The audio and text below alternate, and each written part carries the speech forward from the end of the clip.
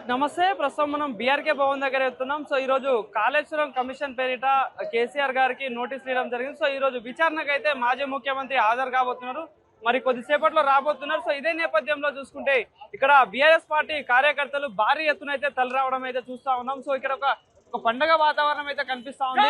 So KCR ఎలాంటి ఇక్కడ చాలా మంది రావడం తెలుసు. మాట్లాడదాం అన్న, మరి ఏంటి ఈ రోజు కేసీఆర్ గారు విచారణకు అయితే వచ్చారు కదా, ఏంటి మరి నిజంగా? వాస్తవంగా ఇది కాంగ్రెస్ పార్టీ ఉద్దేశపూర్వకంగా ఏం చేయలేక తను ఏం చేయలేడు, ఒక గులగొట్టుడు తప్ప ఏం చేయలేడు. ఆ ఎదురుగా కట్టిన సెక్రటరియట్ కేసీఆర్ గారు కట్టింది. రేవంత్ రెడ్డి నువ్వు కూర్చుంటున్న కుర్చీ కూడా కేసీఆర్ గారిదే. ఆయన నువ్వు ఆఫీస్ కూడా కేసీఆర్ గారు కట్టింది. ఏం కట్టినావు నువ్వు? మొత్తం కూలగొట్టుడు పెట్టావు.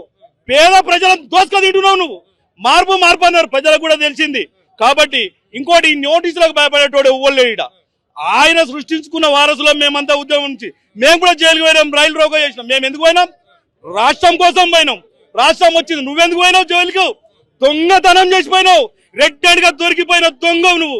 ఇవాళ కేసీఆర్ గారు కూడా అట్లే జైలుకు పంపాలి, కోర్టుకు పంపాలని మస్తు అయినాం, కోర్టుకు మస్తు అయినాం, జైలుకు. మేము పోయిన దానికి నువ్వు పోయిన దానికి చాలా తేడా ఉంది. మీ దాంట్లో దొంగలు నిన్న దొరికిన వాడు దొంగ తుంగతుర్తి నుంచి నిన్న దొరికిన దొంగలు. మీరు ఉసుక మాఫియాలు చేస్తారు. మీ బతుకులు మొత్తం ఇవేగా.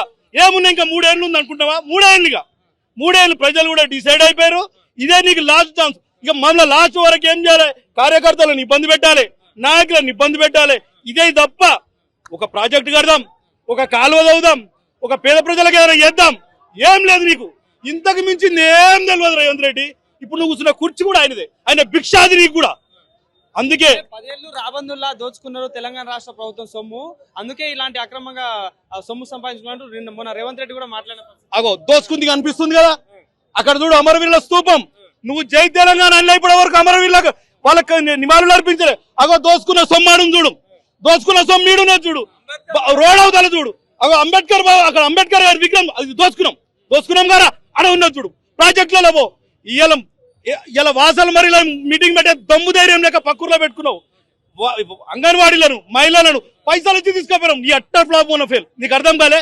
కాళేశ్వరంలో అవినీతి అనేది జరిగింది. మరి ఆ కాళేశ్వరంలో 1 ఎకరా కూడా నీళ్లు పారియలేదు కేసీఆర్ అంటూ మాట్లాడతాం. రోడ్ల పంటి కుప్పలు ఎట్లా అవుతున్నాయండి? వరి కుప్పలు ఎట్లా వస్తున్నాయి? ఆ వరి కుప్పలు ఎత్తే ధైర్యం లేదు నీకు, వరి కుప్పలు ఎత్తే దమ్ము లేదు మీ మంత్రులకు. ఏం సాదా కాదు మీకు. దొంగలు మీ మంత్రులు, సోమరిపోతులు మంత్రులు, తెలుగు తక్కువ ముడవడుకులు. ఒక్కరికి చదువు చక్కగా రాదు. ఏం మంత్రాలు? ఆ మంత్రి క్యాబినెట్ అది. ఇవాళ హోం మంత్రి దిక్కు లేదు. హోం మంత్రి రాష్ట్రానికి హోం మంత్రి లేడు. విద్యాశాఖ లేదు. పిల్లలు అలాంటి స్కూల్స్ ఓపెన్ అవుతున్నాయి, విద్యాశాఖ లేదు. ఆ హెల్త్ చూడు చచ్చిపోతున్నారు ఒక్కొక్కడు. ఆడ హెల్త్ మినిస్టర్ ఏడవనేడో తెలియదు, ఏడవడవనేడో తెలియదు. ఇగో ఇది నా పరిపాలన. కేసీఆర్ గారు ఆయన సొంత రాష్ట్రం, సొంత నియోజకవర్గానికి నెలకొకసారి 5 నెలలకు ఒకసారి పోతే లక్షలు లాజ్ చేస్తున్నాను. 20,000కి ఫామ్ హౌస్. నువ్వేం చేస్తున్నావు? నెలకు 2 సార్లు పోతున్నావు ఢిల్లీకి. ఇవనయ్య సొమ్ము ఇదే ఇవనయ్య సొమ్ము. ఢిల్లీకి ఇప్పటికి నెలకు 2 సార్లు పోతావు. కేసీఆర్ ఆయన నియోజకవర్గానికి ఆయన ఊరికి పోతున్నానేమో లక్షలు అన్నావు. మరి ఇప్పుడు ఢిల్లీకి ఎవడు పోతున్నాడు? మంత్రి పదవి ఇవ్వాలంటే కూడా నువ్వు ఢిల్లీకి వాళ్ళ కొడుక. ఇవాళ నీకు ఏం సాధ కాదు.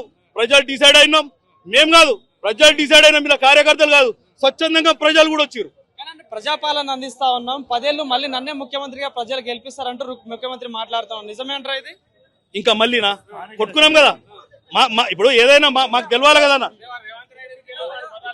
ఇప్పుడు ఆయన నియోజకవర్గంలో ఆయన గెలవాలి కదా. ఆల్రెడీ ఒకసారి ఓడిపోయిండు. ఈసారి రాజకీయ భవిష్యత్తు ఉండదు వాళ్ళకు. ఇవాళ వాళ్ళ ఎమ్మెల్యేలకు చెప్తున్న మంత్రులకు రాజకీయ భవిష్యత్తు ఏముండదు వాళ్ళకి. ఇదే లాస్ట్ పీరియడ్. కాంగ్రెస్ పార్టీని ముంచరికి వచ్చు, టీడీపీని ముంచిడుగా ఇప్పుడు కాంగ్రెస్ పార్టీని ముంచుతాడు. ఏమన్నా బీజేపీ ఒక్కటి మిగిలింది ఆయన, అంతే.